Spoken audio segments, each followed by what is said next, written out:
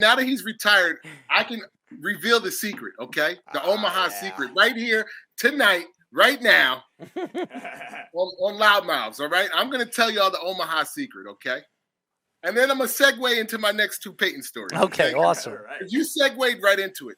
So Omaha, really quick though, Omaha really meant opposite.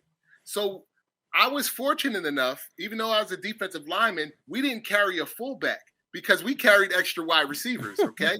And then our punter was also our backup kicker. So we always carried extra wide receivers and tight ends, right? That was our team. And so I would go in at fullback on short yardage and goal line. So I was privy to be in the huddle with Peyton. So I know exactly how the play call works. And what happened is, in the huddle, he calls two plays, okay? Off top, he has two plays, and then there could be 15 checks off of those plays, okay? Oh, my God. It's so many checks. I mean, depending on what he says, you might be in an I formation, you might spread out into like empty formation. Like, so you have two calls, though. And then you have Omaha, which is the opposite of those calls. Wow. So Omaha used to mean opposite.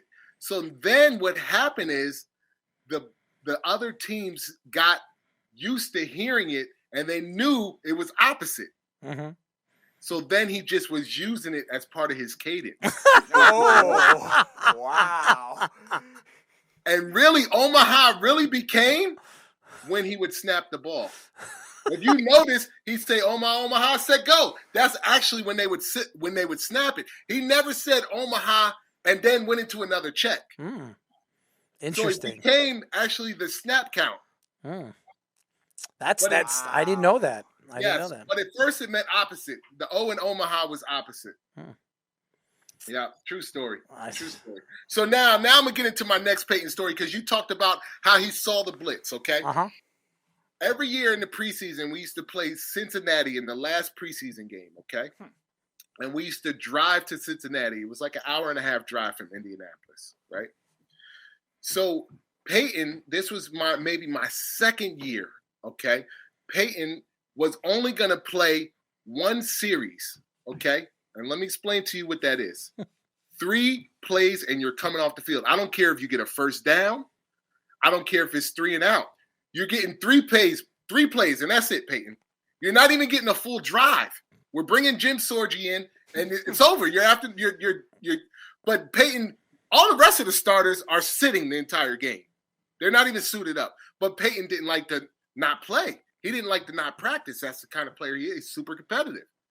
So we're driving to Cincinnati, and then he's going to play 3 plays, I remind you. 3 plays. We're driving to Cincinnati. And the entire bus ride, Peyton is watching film of Cincinnati's defense. I'm like, this dude is going to play 3 plays. Why is he watching? Guys are playing cards, listening to music, whatever, telling jokes, and he's watching film. He's probably the only one on there watching film, right? I mean, back in those days, everybody didn't have access to film like that anyway, right. At least mobily, right? So I go up to him. I say, Peyton, you're only going to play 3 plays. Why are you watching film? He said, for those 3 plays that I'm in, I want to know exactly what they're doing. And that's how he approached the game. If he approached that game that he was only going to play 3 plays like that, how did he approach all of the other games? How much film was he watching at home? Before practice, after practice, staying late. He's a film junkie. And he also has a photographic memory. So Peyton can remember every single play from every single game since he was in high school. Wow. Oh. It sounds like we need a Peyton Manning versus Sean McVay trivia competition because Sean McVay wants to do that too. Yeah, so that's a couple. I got one last story. Go ahead, tell us it. So we're ending training camp one year. I want to say this is like my 3rd year. After my 3rd year, so we're ending training camp, and all the guys are hanging out. We go to a local bar, and we're all hanging out. And there's a chugging contest, right? Oh God! And there's a chugging contest, And I don't know if you guys have ever been in chugging contests or seen somebody whose like throat is just it's just like open. It just goes straight down. Like they tip their cup up and the beer is gone. Yes. Right? Mm-hmm. Well, there was somebody there that could do that. I don't even think he ended up making the team. So, it's like, okay, round 1, this guy just kills everybody, right? Round 2, kills everybody. Round 3, he's killing everybody. And Peyton, after every round, is like, give me one more round. I'm going to beat this guy. And he's like spilling beer all over himself trying to beat him. And he can't stand it. He doesn't have a chance. He doesn't have a chance to beat this guy. But he's so competitive that he's going to keep challenging him over and over again. He probably was drunk by the time that was over. I couldn't imagine how Peyton Manning was when he was drunk, okay? I couldn't imagine it. Probably when he won the Super Bowl, he won 2 Super Bowls. He's been to quite a few of them.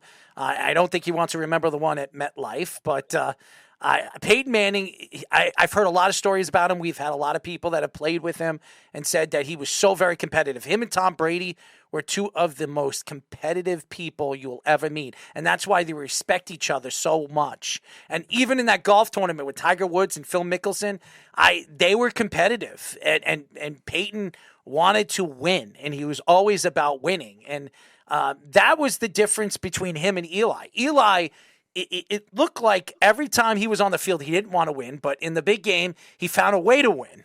And that's the Manning family. I just think it's their I guess it's their bloodline, who their father is, and the competitive people that they are. And I'm looking forward to seeing obviously Mr. Cooper obviously step on the football field and show us.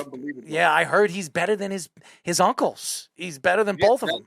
That's what they say. We got to see it. I'm going to tell you one. This one's going to be super quick. Peyton drunk. It was me one night. We were leaving St. Elmo's, the famous steakhouse in Indianapolis, okay? It's me, Reggie Wayne, and Peyton, okay? It's just the 3 of us. I don't know how I ended up with these 2 guys, but I'm hanging with the big dogs, right? So we go to like this hole-in-the-wall bar. I don't know. Peyton must have knew the bar because like nobody bothered him in there. He knew where he could go and just be, like low. Himself, yes. And it was karaoke night. Oh. So now, for the first time, I knew who Johnny Cash was that night. So you play some Johnny Cash, that's Peyton. That's Peyton. Oh, God. If I ever heard Peyton Manning sing Johnny Cash, I'm running out of the bar. Okay? Yeah. I don't like Johnny Cash as it is. Okay? To listen to Peyton Manning sing drunk, I'd be out of that bar. So you're saying for sure that's one of his go-tos. If it's karaoke night, he's going to Johnny Cash. Mark, I bet anything on it. He's going to Johnny. You know what? When I have the opportunity to interview Peyton Manning, I'm going to hold you up on that, and I'm going to bring it up to him. It's like there's somebody that's been on our show, Mr. Manning, and said that you were drunk one night and you were singing a particular track. Is it true that is that artist that your number one go-to artist if you were singing karaoke when you're drunk? And I guarantee you're probably right. I think he is a Johnny Cash. So you're saying if you got the opportunity to DJ for a party with Peyton Manning, you wouldn't play him Johnny Cash? Oh, my God, I would throw up. I would slip Johnny Cash in there sometime during the night, I'm a DJ. Darrell, I am a DJ on the side.